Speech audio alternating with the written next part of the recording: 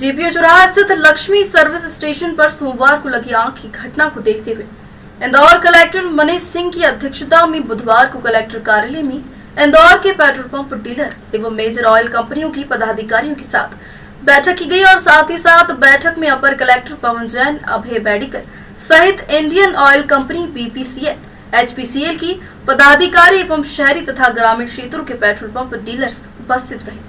वहीं बैठक में सभी की सहमति से निर्णय लिया गया और ग्राहकों की सुरक्षा हेतु फ्यूल अनलोडिंग के समय आधे घंटे से 1 घंटे की समय अवधि तक पेट्रोल पंप पूर्णतः बंद रहेंगे। उक्त समय अवधि के दौरान अस्थायी रूप से पेट्रोल पंप बंद रहेंगे और इस समय किसी भी ग्राहक को पेट्रोल या डीजल नहीं दिया जाएगा। वहीं कलेक्टर मनीष सिंह के निर्देश दिए गए कि फ्यूल अनलोडिंग के दौरान पेट्रोल पंप संचालक पंप की एंट्री पर बैरिकेड्स लगाकर ग्राहकों के लिए यह सूचना बोर्ड भी लगाएंगे कि उनकी सुरक्षा के लिए ही पेट्रोल पंप को बंद किया गया है, जिससे ग्राहकों में भी यह जागरूकता आए और साथ ही कोई भी पेट्रोल पंप खुले कंटेनर में ग्राहकों को पेट्रोल नहीं देंगे और पेट्रोल सिर्फ वाहन में ही डाला जाएगा।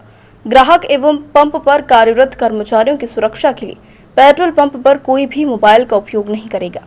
वहीं सभी कंपनियों के पदाधिकारियों एवं पेट्रोल पंप डीलर्स के साथ चर्चा उपरांत यह निर्णय लिया गया कि भुगतान के लिए जो ग्राहक क्यूआर कोड स्कैन करते हैं वे ईंधन भरने के दौरान कोड स्कैन नहीं करेंगे। क्यूआर कोड स्कैनर ईंधन भरने के स्थान से 2 मीटर की दूरी पर लगाया जाएगा और वही बैठक में निर्णय लिया जाएगा कि सीएनजी स्टेशन पर गाड़ी में सीएनजी भरवाते समय कोई भी वाहन चालक या ग्राहक गाड़ी में नहीं बैठेगा। साथ ही पब्लिक ट्रांसपोर्ट के वाहन चालक भी सवारी को गाड़ी से उतारकर ही सीएनजी गाड़ी में भरवाएंगे। साथ ही शहर की वायु गुणवत्ता को बनाए रखने के लिए प्रदूषण नियंत्रण बोर्ड, आरटीओ एवं ट्रैफिक पुलिस द्वारा अब से नियमित रूप से वाहनों में पीयूसी सर्टिफिकेट की चेकिंग की जाएगी। इसको भी स्ट्रिक्टली कंप्लायंस करना है। मोबाइल का उपयोग बड़ा रिस्की रहता है पंप्स में। अगर मोबाइल में कोई बात करता हुआ एंटर कर रहा है पंप के अंदर, कहीं से ही पंप में कोई फ्यूम्स अगर कोई लीकेज है गलती से, त्रुटि से, और फ्यूम्स निकल रही हैं और कोई स्टैटिक करंट कोई किस प्रकार का मोबाइल का कुछ फ्लो हो गया और टेम्परेचर भी ज़्यादा है, तो मोबाइल पे बात करना भी बड़ा रिस्की हो जाता है पंप्स के लिए। कंप्लायंस कराएं सभी डीलर्स, लोगों को मालूम भी है किंतु फिर भी थोड़ा लापरवाही होती है उसमें। तो डीलर्स के स्टाफ को ये बोला गया है कि डीलर्स अपने स्टाफ को ट्रेन करें कि हाथ जोड़ करके किंतु सख्ती से ऐसे सभी ग्राहकों से बतला समझाएं कि मोबाइल पर उस समय बात ना करें। उसमें डीलर्स का कहना था कि कई ग्राहक इस तरह के टोका टाकी करने में थोड़ा उत्तेजित हो जाते हैं हमें और उसमें हमारे अनुचित व्यवहार होता है पेट्रोल पंप के स्टाफ के साथ में। उसमें यह इनको बोला गया है डीलर्स को कि अगर यथासंभव पेशेंस रखें, पर कोई अगर ग्राहक को ऐसा है कि बहुत ही ज़्यादा अनुचित व्यवहार कर रहा है तो क्षेत्रीय थाने में उसको शिकायत करें। अगर कोई दिक्कत आ रही है डीलर्स को तो हमारे अधिकारी उसको सपोर्ट करेंगे, हम लोग सपोर्ट करेंगे। किंतु मोबाइल का बात करना बहुत रिस्की है, इसको रोका जाने का भी निर्देश हम जारी कर रहे हैं 144 में और इनको डीलर्स को भी बोला गया है।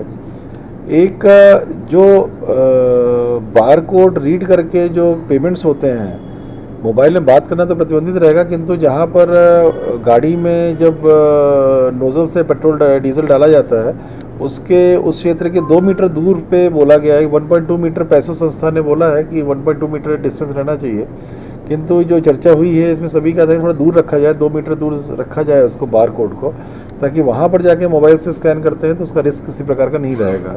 उसका भी निर्देश दिया जाएगा। इस प्रकार के जनरल बहुत ही महत्वपूर्ण जो विषय है सुरक्षा को लेकर के एचपीसीएल ने डिटेल प्रेजेंटेशन बनाया था, वो सभी डीलर्स को पहली शिफ्ट वालों को बतला दिया गया है। दूसरी शिफ्ट वालों का अभी प्रेजेंटेशन चल रहा है अभी, और उसमें सुरक्षा के सभी जो कदम उठाए जाने हैं सभी को फिर से एक रिफ़्रेश कराया जा रहा है। सभी डीलर से अपेक्षा की जाती है कि उनको मालूम होगा ये, किंतु रिफ़्रेश कराने से उसमें क्या प्रिकॉशंस रखने हैं उनको संज्ञान में पुनः आ जाएगा। तो ये सब सुरक्षा कदम जो है कि जो रखने चाहिए पेट्रोल पंप्स में या डीजल पंप्स में या सीएनजी के पंप्स में, उसके बारे में डिटेल चर्चा आज हुई है।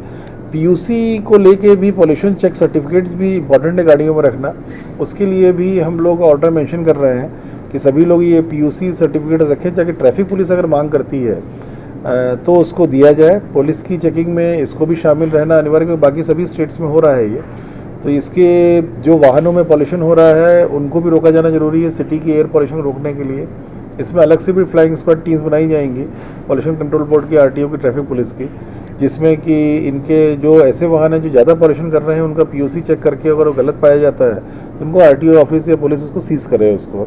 इसके बारे में चर्चा हुई है। इस क्षेत्र में जो पेट्रोल पंप पे आग लगी थी उसमें जो जांच हम लोगों ने की थी उसमें पाया गया था कि जो डिकेंटिंग होती है फ्यूल की टैंक्स में, डिकेंटिंग के दौरान जो कपलिंग होकर के टैंक पे फिट होता है जो होस पाइप, और उस पर लीकेजेस थे और वो लीकेजेस चल रहे थे बूंद बूंद से, और तभी वो डिकेंटिंग भी हो रही थी। उससे जो फ्यूम्स उठी वहाँ पर, टेम्परेचर भी गर्म है अभी, फ्यूम्स जो उठी उसके कारण और कुछ लापरवाही स्टाफ की थी वहाँ, लोकल स्टाफ की, ये आग लगी थी। क्योंकि एक बार फ्यूम्स उठ जाती हैं उसके बाद टेम्परेचर और थोड़ी बहुत गलती है, अगर कहीं कोई स्टैटिक इलेक्ट्रिक कोई वेव्स टाइप में दिखती है तो उससे आग लग जाती है वहाँ पर। वो रीज़न था इसमें। कहीं ना कहीं जो ट्रांसपोर्ट व्हीकल जिसमें कि डीजल पेट्रोल आया था उसके स्टाफ की त्रुटि भी थी उसमें। डीलर के जो स्टाफ थे जो प्रिकॉशंस रखने थे उसमें कहीं त्रुटि थी। अगर बूंद से भी लीकेज हो रहा था पेट्रोल का तो बहुत डेंजरस था वो। उस समय बिल्कुल भी डिकेंटिंग नहीं होनी थी, इमीडिएटली रोक करके, और पहले कपलिंग जो होती है होस पाइप की टैंक के जहाँ पर से अंदर जाता है फ्यूल, उसको ठीक करना चाहिए था। तो ये जब त्रुटि देखी हम लोगों ने तो ये उचित समझा कि सभी कंपनीज़ को बुलाकर, Indian oil, BPCL, HPCL, SR, कुछ ही कंपनीज़ हैं जिससे कि मेजर फ्यूल सभी यहाँ के पंप्स जिससे एफिलिएटेड हैं, और सारे डीलर्स को बुला के वह चर्चा की जाए सुरक्षा को लेकर। क्योंकि जो छावनी का एपिसोड था उसमें कुछ भी अगर आगे कोई आग बढ़ती तो बहुत बड़ा हादसा हो सकता था। यही अगर हादसा CNG के किसी पंप में होता, क्योंकि CNG 200 बार के प्रेशर में CNG कंप्रेस होकर के रखी जाती है टैंक्स में, और गाड़ियों के टैंक्स में भी CNG कंप्रेस होकर रखी जाती है। इस प्रकार का कोई हादसा CNG पंप में होता तो विस्फोटक स्वरूप का होता वो। तो इसलिए ये उचित समझा गया कि सबको बैठा के हम लोग चर्चा करें। तो शहर के और ग्रामीण के दो अलग अलग शिफ्ट में हम लोगों ने बैठा के चर्चा की है।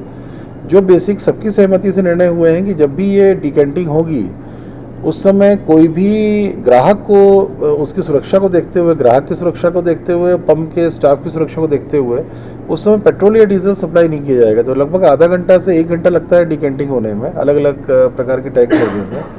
उस दौरान सभी पंप ओनर्स अपने स्टॉपर्स लगा करके और ग्राहकों की गाड़ियों को उस समय उनकी सुरक्षा के चलते हुए और उनको सप्लाई उस समय बंद रहेगी।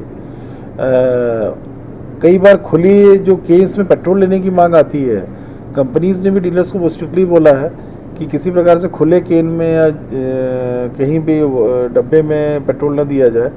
किंतु इसमें डीलर्स को बोला था साहब बड़ा दबाव आता है, तो उसका भी आदेश हम लोग निकाल रहे हैं कि पेट्रोल का प्रदाय किसी पर केवल गाड़ी में ही हो सकता है नोजल से, किसी भी खुले कंटेनर में बिल्कुल भी नहीं होगा।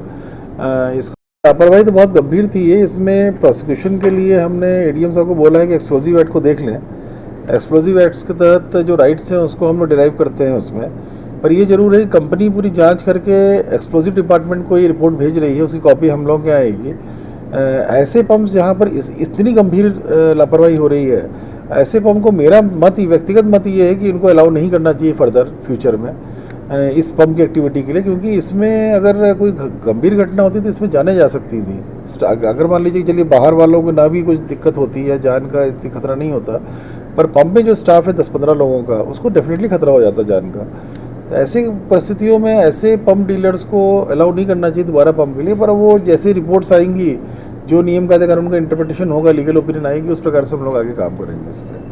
हाँ, उसको मैंने बोला है या इमीडिएटली अगर पंचायत को प्लांटेशन के लिए चाहिए तो ग्रीन वेजिटेशन भी होना ज़रूरी है, प्लांटेशन के लिए दे दिया जाए, या पैम में लोड करके पब्लिक एसेट मैनेजमेंट का जो पोर्टल है इसको ऑप्शन भी कर सकते हैं। करोड़ों अरबों रुपए के मूल्य की ज़मीनें हैं सभी, तो दोनों में से ऑप्शन उसमें करेंगे हम लोग।